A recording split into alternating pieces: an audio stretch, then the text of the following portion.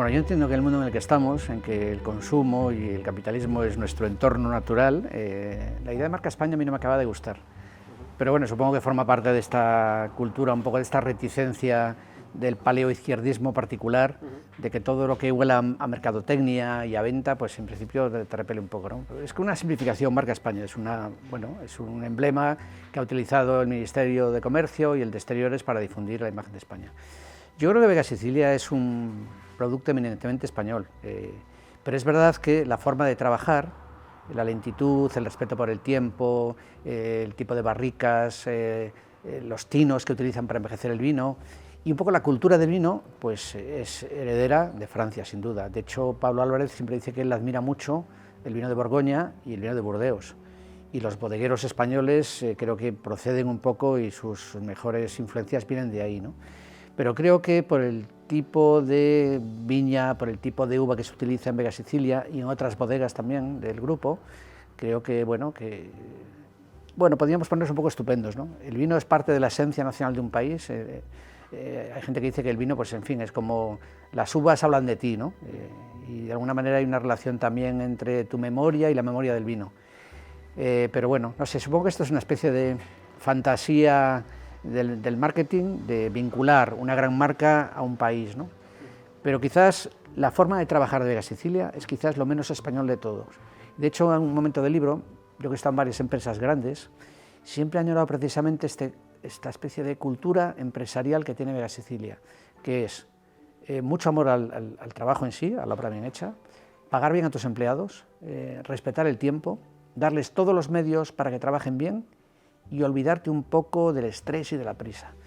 Y creo que si empresas en las que he trabajado, puedo citar ABC o El País y tal, donde pasé muchos años y donde he aprendido muchísimo, he echado de menos precisamente eso, y más cuando hablan además de algo tan importante como son el pensamiento, las palabras y las ideas, ¿no? Entonces me parece que es un ejemplo de empresa.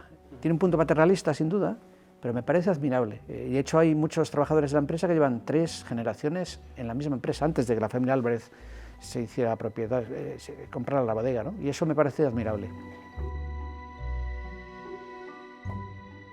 Salvo la lectura, que yo creo que es un placer, es la lectura y la masturbación, que son placeres que, en fin, solitarios, aunque la lectura puedes leer en voz alta. La masturbación, si intervienen otros, en fin, claro, ya es otra cosa, ¿no? Pero creo que lo mejor del vino precisamente es compartir, ¿no? El tiempo que pasas bebiendo, comiendo y hablando, ¿no? Entonces, bueno, creo que sí. La verdad que yo no tenía mucho conocimiento del vino. Mi mujer es de la zona, es de la Ribera del Duero, y así le gusta el vino. Yo mi paladar tengo un paladar bastante infantil. A mí lo que más me gusta es el agua con limón, que es, en fin, para los que saben de alcoholes, pues es una pequeña aberración, ¿no? Porque de hecho los que beben desprecian el agua, y a mí el agua me encanta, ¿no? Pero es verdad que me gustaban algunos vinos, más los de la Ribera que los de La Rioja, y me gustan también algunos vinos gallegos, como el Godello o el Ribeira Sacra, pero no era un entendido. Entonces, el conocer los procedimientos y los procesos, el tiempo de envejecimiento, la selección de la uva, pues no sé, me ha ayudado a valorar más precisamente el vino. Y bueno, creo que he aprendido a saborearlo más, ¿no? Pero, en fin, creo que aprender a beber y aprender a hacer un vino necesita tiempo, como en las buenas cosas de la vida, como escribir, como jugar al fútbol, en fin, todas las cosas valiosas necesitan tiempo, y el vino también. La verdad que el título es mío, o sea que no fue ni una propuesta de ellos, y cuando se lo sugerí no ha habido ningún tipo de pega. Primero hay un intento de buscar cierta ambigüedad y cierta polisemia, ¿no? Porque el misterio puede ser un libro, pues eso, también el título hace referencia al cuento de Edgar Allan Poe, de la carta robada que está, en fin, el misterio está a la vista de todos, ¿no? Porque el misterio es el propio vino en sí, ¿no? Porque este vino es tan mítico, tan valorado, bueno, forma parte de su historia y forma parte de su forma de hacer, ¿no? Entonces, es un intento de despertar la curiosidad por si hay un misterio detrás de Vega Sicilia. Creo que esta decisión de la empresa hay algunas visitas, muy pocas, pero visitas que son invitaciones de la propia bodega, ¿no? Entonces, a diferencia de otras bodegas, pues no tienen visitas frecuentes, ¿no? Me imagino que, bueno, esto forma parte de la forma de hacer que tiene Vega Sicilia, y puede que haya contribuido a aumentar este misterio. Después también una cuestión muy importante, algo que fue innovador en su momento, que eran los cupos, es decir, que hace ya muchísimos años, gente de Valladolid y de toda España, que pedía una cantidad de botellas anuales y esto se ha preservado de padres a hijos, y ahora el problema es que hay una lista de espera gigantesca, o sea que los cupos están desbordados y hay más demanda de la oferta que tienen, ¿no? Y esto ha incrementado también un poco el valor, porque algo que escasea en principio se hace mucho más deseable y atractivo, ¿no? A mí una cosa que me llamó la atención cuando veía cómo podaban, detrás de cada podador iba uno con una especie como de sustancia que van curando para que las cefas no sufran, para que cicatricen bien. Entonces esa especie como de añadir un líquido que cicatriza cada corte, y de hecho hay una figura muy interesante en la bodega que es Emiliano, que es como el gerente, y que él un día le dieron a dejar de podar y le dio miedo hacerle daño a la cepa, ¿no? Una especie así como casi de respeto religioso, como si fuera un ser vivo, porque es un ser vivo, ¿no? Entonces esa especie de devoción hacia la cepa, que es la esencia de todo, a mí me admira. Y el tiempo, porque para mí, como periodista, es algo que hace mucho tiempo que me subyuga y me desconcierta, porque andamos todos con la lengua afuera, en esta sociedad un poco desquiciada, corriendo detrás de qué, ¿no?